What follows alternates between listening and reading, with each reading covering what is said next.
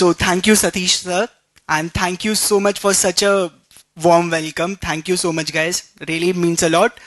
And I'm Abhay Bajoria. I gave my CA final in November 2019 new syllabus examinations, and I secured All India rank 1.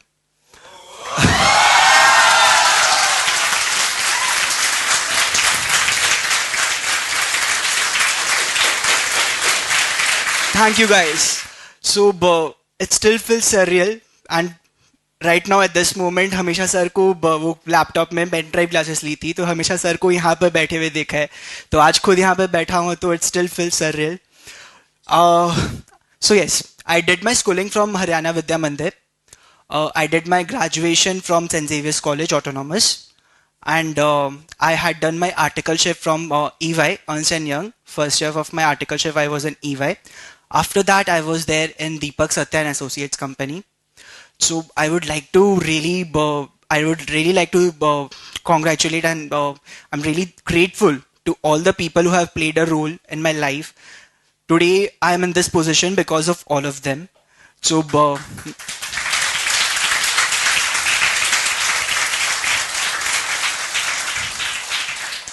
first and the foremost, of course, my parents, my mom and my father. My father is no longer with us. He passed just 5 months before my inter-level examinations. So he's the one person who I miss the most today, because he loved me like anything. He was the most important person in my life, and when I lost him right before my inter-level examinations, that was the biggest and that was the most toughest part of my entire journey. Those moments have really taught me a lot in my life. So that is, he is one who I really miss a lot.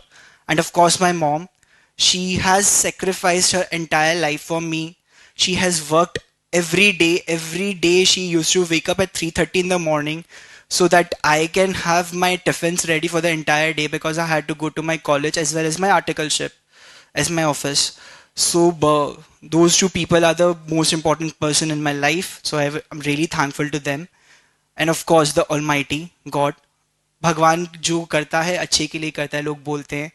तो आज इस position पे हूँ, तो obviously भगवान का मैं बहुत ही शुक्रिया अदा करता हूँ.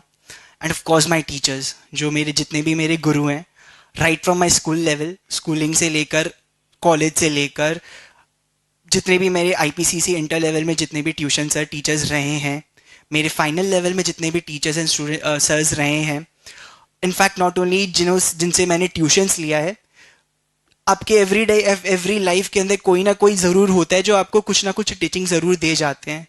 तो जो मेरे प्रिंसिपल रहे हैं दीपू भैया, या फिर ईवाई में जितने भी मेरे मैनेजर या प्रिंसिपल्स थे, उनको भी मैं बहुत ही आई एम ग्रेटफुल, बिकॉज कहीं ना कहीं कुछ ना कुछ टीचिंग ज़रूर मिलती है. So I consider them all as my teachers and as all my gurus. So a big thank you to all of you. Okay, so about my journey. It started I guess in 2015. That was the time when I had applied for my boards. My school is a CBSE board. So I gave my exams, I remember, in April 2015. My boards were completed in April 2015. So that was the time when I thought कि चलो यार दे देते हैं. उस समय 12 complete हो गया था, तो सोचा यार कुछ ना कुछ तो करना है, क्या दूं क्या नहीं दूं. कॉमर्स फील्ड था, कॉमर्स स्ट्रीम था, तो सभी बोल रहे थे कि चलो ऐसे ये कर लेते हैं. And of course my father, he was unable to complete CA. He also had given IPCC exams, inter-level exams. So due to some reasons, he was not able to complete it. So that was also a factor. So I just appeared for CPT, अभी जो foundation हो गया. So I kind of just appeared for the CPT examinations. I was not even sure कि हो जाएगा कि नहीं होगा, बस I just gave it for the sake of giving it. And then after when I gave the CPT exams, वो उसमें पास हो गया, फिर इंटर लेवल स्टार्ट हो गया. जब इंटर लेवल स्टार्ट हुआ तब जाके पता चला कि यार किस जगह घुस गया हूँ मैं. तो फिर पता चला हाँ भाई क्या होता है ये CA, किस जगह घुस गया हूँ. एक्चुअली स्कूलिंग लेवल के अंदर भी जब क्लास 10 के अंदर मुझे चूज़ करना था ना कि मैं कॉमर्स लूँ या फिर साइंस लूँ, तो मेरा इंटरेस्ट एक्चुअली साइंस में ज़्यादा था. इनफैक्ट मेरे जितने भी टीचर्स थे या फिर जो भी मुझे जानता था ना, वो मुझे उन्होंने मुझे यही कहा कि आप साइंस ले लो, यू शुड टेक साइंस। पर मेरा रीज़न, सोल रीज़न ये था उस समय यार, मुझे डर लगता था कि लोग कैसे 10 घंटे, 12 घंटे, 14 घंटे पढ़ सकते हैं दिन के अंदर। So that was the sole reason why I decided that I should take commerce. And I was not, मुझे ये नहीं पता था कि यार तू इधर से बच के जा रहा है, तू एकदम गलत लाइन में घुसने वाला है जहाँ पे तुझे 12 घंटे, 10 घंटे, 14 घंटे पढ़ने ही पड़ेंगे। So yes, but yes, this journey has been a roller coaster ride, and I cannot complain. Of course, it has taught me a lot. I've seen lots of ups and downs, both personally and professionally. I've grown as a person, so I cannot be more grateful.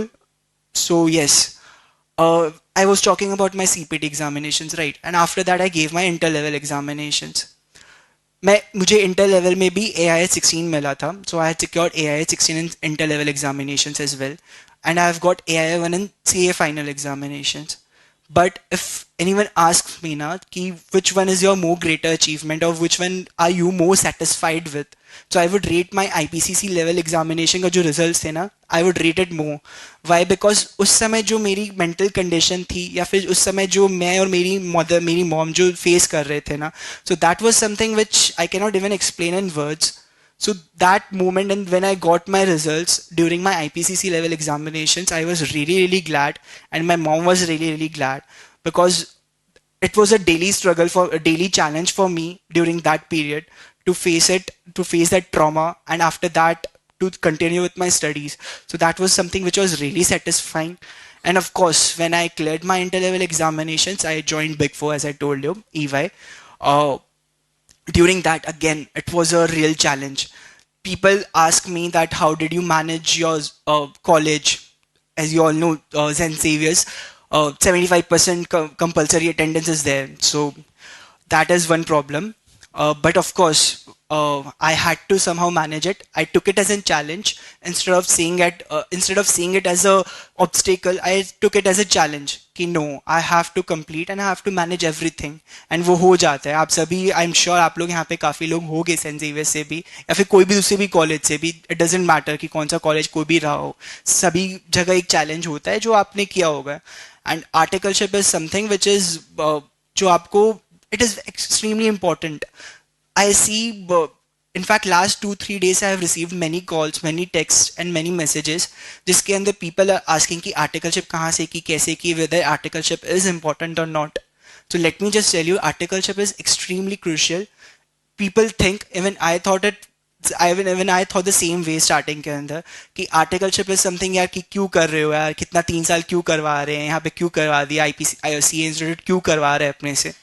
But it is extremely important. You cannot even think, अभी आपको नहीं समझ में आएगा, पर लेकिन जब आपको जो वो प्रैक्टिकल लाइफ एक्सपीरियंस जो मिल रहा है ना, जो एक्सपोजर अभी मिल रहा है, if you see at any other course, I don't think कि आप क्वालिफाई करने से पहले रियल लाइफ कॉर्पोरेट वर्ल्ड के अंदर इतना एक्सपोजर आपको कहीं पे भी और कोई दूसरा कोर्स देने वाला है।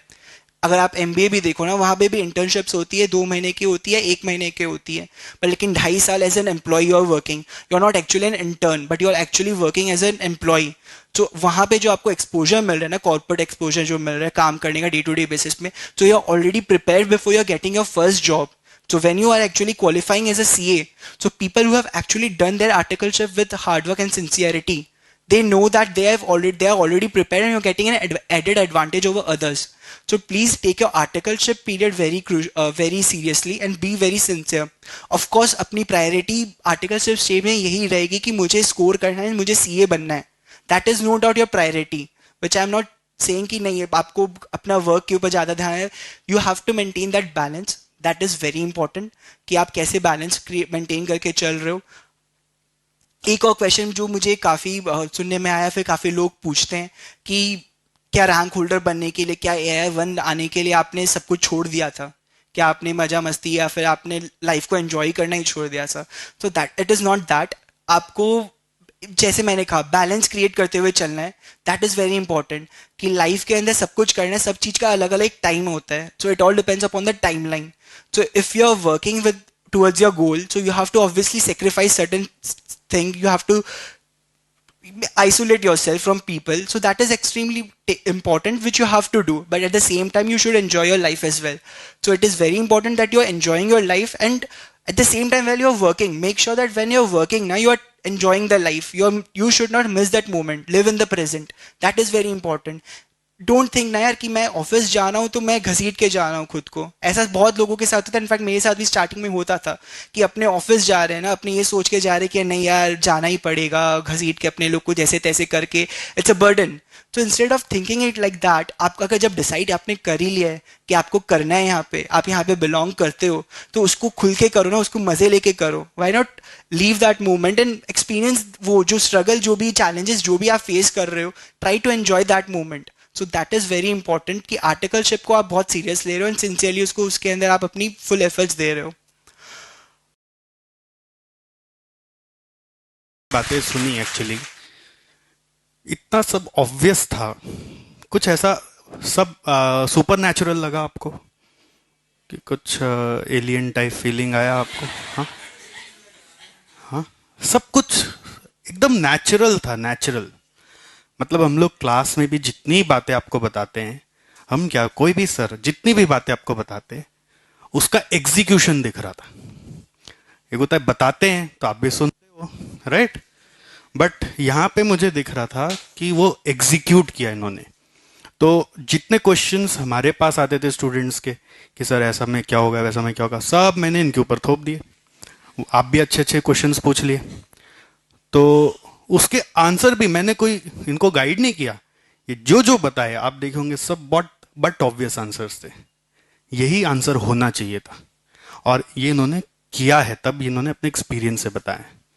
So just that it's nothing like you know कि आप भी नहीं कर सकते, ऐसा कुछ नहीं, आपसे नहीं होगा. जैसे हम लोग जब कॉलेज में थे ना, तो हम लोग अभी रैंक वैंक आया था, तो हमारे फ्रेंड्स लोग हम लोग को अलग ग्रुप में डाल दिए थे, ये रैंक होल्डर्स है, बाकी हम लोग हैं. तो हम लोग उस कम्युनिटी को बिलोंग नहीं करते बिकॉज हमारा भी रैंक आता था.